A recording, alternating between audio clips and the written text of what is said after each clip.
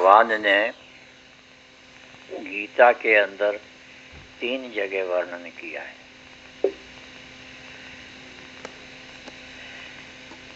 एक किया है 10वें अध्याय में, और उसने बताया है कि मौन मेरी विभूति है।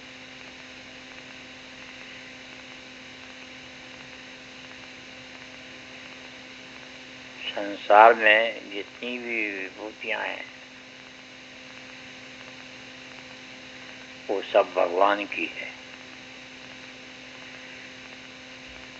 विभूति वी के माने विशेष, विभूति के माने अस्तित्व, जिसका एग्जिस्टेंस विशेष रूप से है वो विभूति कहलाती है। 10वें अध्याय में भगवान ने विभूतियों का वर्णन किया है। कहता है ये विभूति जो है ये मेरे मौन है, इसको मेरा ही स्वरूप समझो। दूसरा फिर वर्णन किया है भगवान ने 12वें अध्याय में। 12वां अध्याय जो है वो है भक्ति योग, कि जो मौन है वो मेरी भक्ति है। चाहे तो मेरी विभूति समझो मौन को, और चाहे मेरी भक्ति समझो मौन को। कि तीसरी जगह वर्णन आया है मौन का, किसमें? 17वें अध्याय में। और 17वें अध्याय में आया है वो क्या है मौन है? मना प्रसाद सौम्यत्वम मौन आत्मा विनिग्रह।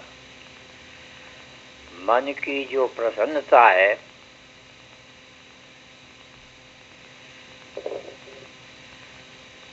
वही, और सौम्यत्वम मन में जो सौम्यता है, अहंकार नहीं है, अभिमान नहीं है, दिखावा नहीं है, तो वो मौन भी भगवान कहते हैं कि मेरा ही लक्षण है। अब 3 जगह भगवान ने 3 लक्षण बताए हैं मौन के।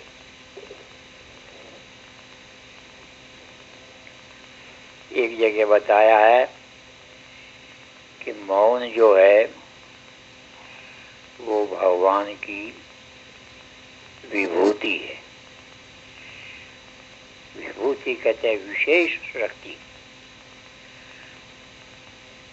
जहाँ जहाँ आपको विशेष शक्ति दिखाई दे वो भगवान की विभूति है।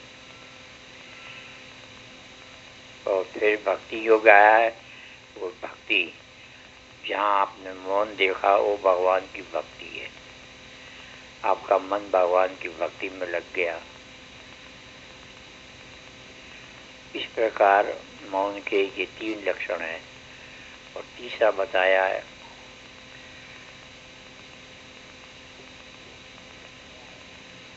कि जो श्रद्धा है, ये श्रद्धा ही मौन है। अब आप इस मौन को तीनों में से जो ठीक समझो वो मौन कर लो। भक्ति वाली मौन, शक्ति वाली मौन और श्रद्धा वाली मौन। इनमें से जिस मौन को आपने धारण कर लिया, आपने मौन को सीख लिया। मौन कैसे रखना चाहिए ये तीनों जगह वर्णन है इसका। और तीनों जगह आपने रखा तो भक्ति मार्ग से है और अध्यात्म मार्ग से है और श्रद्धा के मार्ग से है। और तो ये मौन ही भगवान की विभूति है, मौन ही भगवान की भक्ति है और मौन ही भगवान की श्रद्धा है। इसको आप धारण करो। हैं? कैसे धारण करना है? धारण ये करना है कि फालतू बात नहीं करनी। जहाँ बहुत जरूरी है, आवश्यक है, बोलना है, वो अब थोड़ा सा बोलो और थोड़ा बोल के समाप्त कर दो। ज़्यादा जो आप बोलते हो एक्स्ट्रा, वो मौन नहीं है, वो बकवास है। तो ज़्यादा नहीं बोलना चाहिए हर जगह। जितना ज़रूरी है उतना बोलो और उतना बोल के समाप्त कर दो। लेकिन अपनी कोई एक बात कहने के लिए आप उसे जब बहुत लंबा करते हो, कहते ही चले जाते हो, वो मौन नहीं है, वो बकवास है आपकी।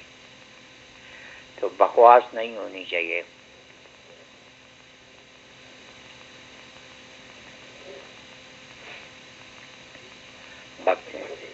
जी, मौन से भक्ति ऐसे की जाती है कि हमेशा वाणी को कम प्रयोग में लाओ और वाणी में भगवान का स्मरण करो। ये मौन भक्ति से हो गई, इसमें भक्ति आ गई आपकी। तो हमेशा आप मौन का उपयोग भक्ति के अंदर करो और भक्ति के अंदर करना भगवान का स्मरण करना है, भगवान का ही ध्यान करना है, भगवान का ही चिंतन करना है। इस प्रकार जब आप भगवान का चिंतन, भगवान का ध्यान और भगवान की भक्ति करेंगे तो भगवान की भक्ति आप में आ जाएगी। फिर आपका मन दूसरी तरफ नहीं जाएगा, फालतू बातों में जाएगा नहीं। तो फालतू बातों से हटा करके मन को एक परमात्मा के चरणों में लगाना। हाँ, जैसे आपने ये लगाया, ये भगवान का ये भक्ति भाव है, ये भक्ति का चिन्ह है। ये भाई ने भक्ति के बारे में पूछा, मैंने आप लोगों को भक्ति के विषय में बताया कि जो भगवान की भक्ति करता है वो भगवान का बन जाता है और भगवान उसके बन जाते हैं। हम भक्तन के भक्त हमारे, जो भगवान के ये वचन है, भक्त हमारे हैं और हम भक्तों के हैं। फिर तब से भगवान आपके हो गए और आप भी भगवान के हो गए। तो हर घड़ी हर वस्तु में भगवान का स्मरण होना चाहिए। और जैसे अभी आपने नमस्कार किया है, ये नमस्कार भी एक भगवान का रूप है। जिसको देखो नमस्कार करो। अकड़ जब आप दिखाते हो अपनी, वो भक्ति के खिलाफ है, वो मौन के खिलाफ है। अकड़ मत दिखाओ। ये अकड़ जो है ये विकार है और मौन जो है, मनन जो है, ये विचार है। विचार ये करो कि जितने बैठे हैं ये सब के सब भगवान के रूप है। तुलसीदास जी ने रामायण में भी ऐसे कहा है, श्री राममय सब जग जानी। ये सारे जगत को पुरुष है तो राम के रूप में देखो और स्त्री है तो सीता के रूप में देखो। कैसे देखोगे? उन्होंने तरीका बताया है, करहु प्रणाम। जब इनको देखो तो इनको प्रणाम करो। कैसे करोगे?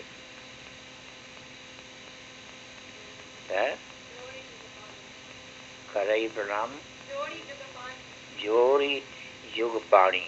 जोड़ी माने जोड़ करके, युग माने दोनों, पाणी माने हाथ।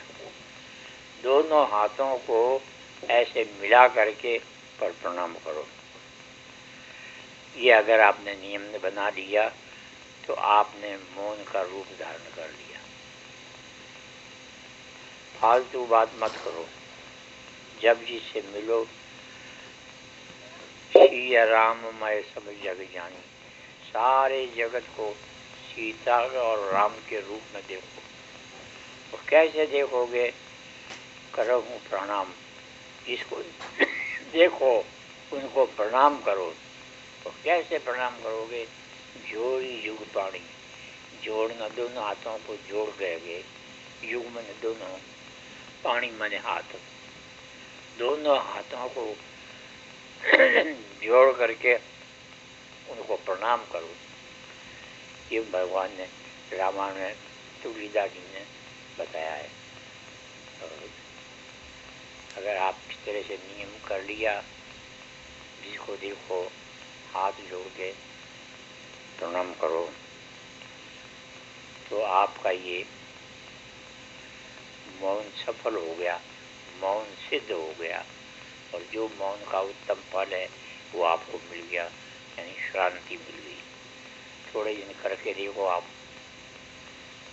अभी कुछ लोग हमारे आश्रम में गए थे, गीता धाम में। गीता धाम देख के आए, आके बड़े प्रसन्न हुए, बड़े प्रसन्न हुए। क्या बात है? बोले महाराज बड़ा आनंद आया वहाँ गए तो। क्या आनंद आया? कैसा आनंद आया? बोला वहाँ जितने बच्चे हमको मिले थे, तो हर स्कूल में बच्चे अब आपस में बातें करते, अबे ओए, अबे सुनता नहीं है, अबे ए ओए, ऐसी बातें करते। वो बच्चे ऐसे लगते हैं जैसे कौवे बोल रहे हैं। आपके यहाँ गए इस गीता धाम के अंदर, वहाँ 300 बच्चे थे। जितने बच्चे मिले, एक ही बात उनके मुंह से निकली, और वो निकली जय श्री कृष्ण। हाथ जोड़ना, सिर को नीचे करना और हाथ जोड़ को प्रणाम करना।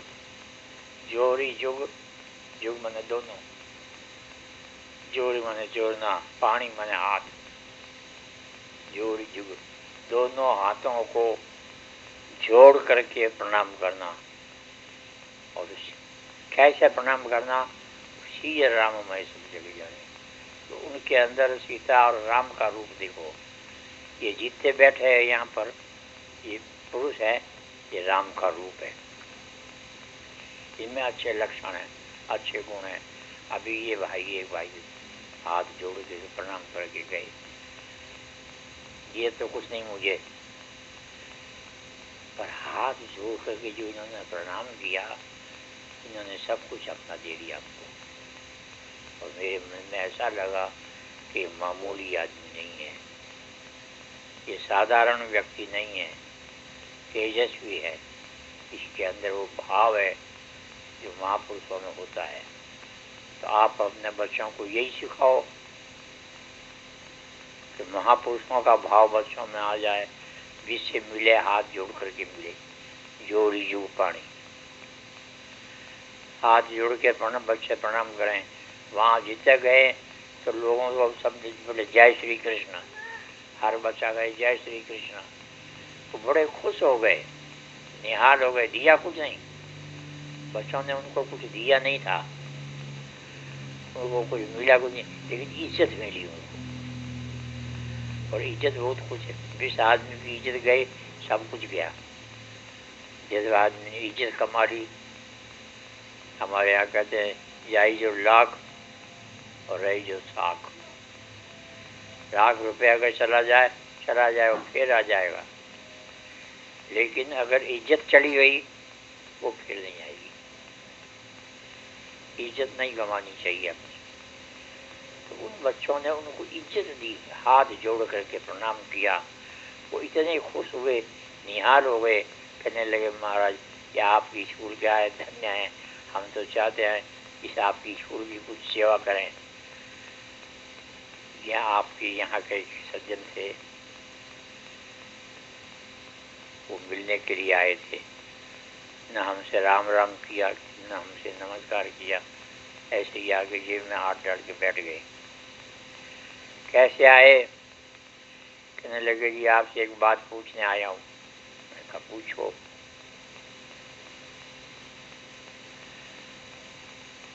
कहने लगे आप ये बताओ संसार में ईश्वर है कि नहीं है?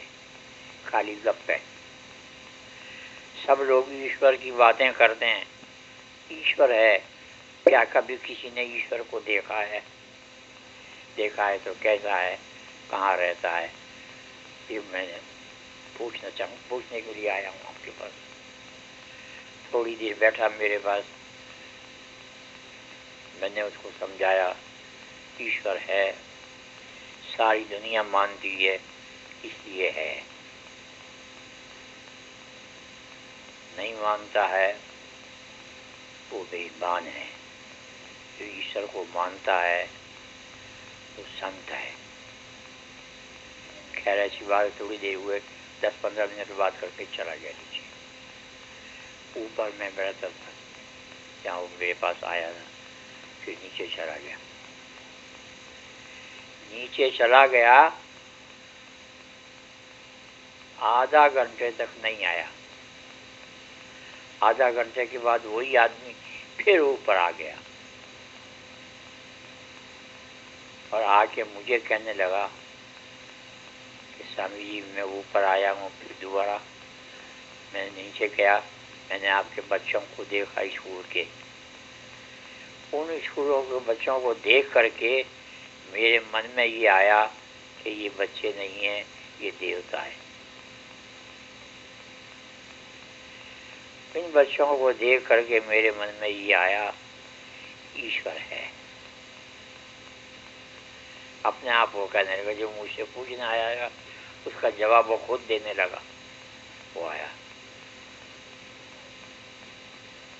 बोला मैं चाहता हूँ इन बच्चों की कुछ सेवा करूँ। उसके मन में भाव आया। मैंने कहा आप चाहते हो तो आप कर सकते हो, कोई आपको रोकेगा नहीं।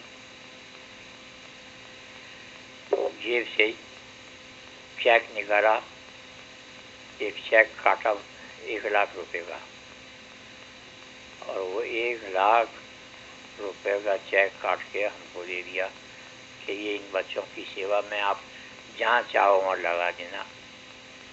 मैंने इस बच्चों की सेवा के लिए दिया है। ये बहुत थोड़ी रकम है, 1 लाख को कहता है बहुत थोड़ी रकम है, मैं और देना चाहता हूँ और भी दूंगा। फिर दोबारा आया, फिर दिया उसने। वो 1 लाख रुपया दे करके मुझे चेक मेरे भेंट करके चला गया। मेरे मन में उसके प्रति श्रद्धा हुई, ये कैसा आदमी है, 1 लाख दे रहा है और कहता है ये कुछ नहीं है। मेरे मन में आया कि ये आदमी नहीं है, ये ईश्वर का रूप है। और उसके मन में आया कि वो बच्चे नहीं है, वो ईश्वर के रूप है। ये सब क्यों आया? श्रद्धा से। श्रद्धावान लभते ज्ञानम। भगवान ने कहा है गीता के अंदर कि जिसमें श्रद्धा होती है उसको ईश्वर दिखता है। बच्चे सबसे कहते हैं जय श्री कृष्ण, सब में भगवान को देखते हैं। और जिनको वो कहते हैं जय श्री कृष्ण, वो सब समझता है कि ये बच्चे भगवान के रूप है। वो उन बच्चों को भगवान को देखते हैं, बच्चे उन पुरुषों को भगवान को देखते हैं। और मैं पुरुषों के और उनके बीच में था, न तो मैं बच्चा था और न मैं मास्टर था, मैं वहाँ का बैठा हुआ था। लेकिन फिर ये दोनों के प्रति श्रद्धा हो गई कि इनकी सेवा ही मेरी ईश्वर की सेवा है। मुझे चाहिए मैं अपने जीवन में हमेशा इनकी सेवा करूं और इनकी सेवा में ही अपना जीवन लगाऊं। मेरे लिए वो ईश्वर की सेवा हो गई। मैंने ये आपको बताया। वो कौन था आदमी यहाँ बैठा हुआ है कि जिनको आप कहते हो क्या, चीफ चैन राय, इनका ही वही भाई था, चैन राय था, मिट्ठू चैन राय। वो आपके भाई लगते वो जी? हाँ, इनके वो भाई लगते हैं जी, आप उसके भाई हैं, चचेरे भाई हैं। तो वो मिट्ठू चैन राय उनका नाम था। तो मिट्ठू चैन राय थे जो आए तो वो ऊपर से आके अकड़ के खड़े होकर बैठ गए, नमस्कार प्रणाम तक नहीं किया, और जाकर के नीचे से वापस लौट के आए। बच्चों को देख करके 1 लाख का चेक दे गया और कहने लगे कि मैंने कई जगह में जाता हूँ, स्कूल देखता हूँ, ऐसी स्कूल मैंने ज़िंदगी में कभी नहीं देखी। ये आपके बच्चे नहीं हैं, भगवान के रूप हैं। तो उन्होंने श्री राम में ये सब जगह जानी। तो आपको सबको ऐसे ही अपने बच्चों को शिक्षा देनी चाहिए कि जिससे मिले हाथ जोड़ करके प्रणाम करें। अगर ऐसे बच्चे होंगे, वो जिनको प्रणाम करेंगे वो समझेंगे कि ये बच्चे नहीं है, ईश्वर का रूप है, और उनको श्रद्धा हो जाएगी और वो फिर दोबारा आए मेरे पास और फिर एक बार 1 लाख फिर देंगे।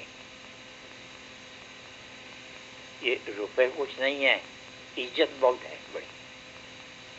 किसी ने एक कविता लिखी है, इज्जत वो खजाना है जो खाली नहीं होता। क्या आप बोलो सब, इज्जत वो खजाना है जो खाली नहीं होता, और जूते से बढ़ के रुतबे आली नहीं होता। और किसी को तुम जूता दिखाओ, ये आली रुतबा, तुम समझोगे हमने बड़ा भारी काम किया, और वो आपके ऊपर थूकेंगे। इज्जत वो खजाना है जो खाली नहीं होता, जूते से बढ़ के रुतबे आली नहीं होता। इसलिए किसी को जूता मत दिखाओ और इज्जत दिखाओ, हाथ जोड़ करके उनको इज्जत दो।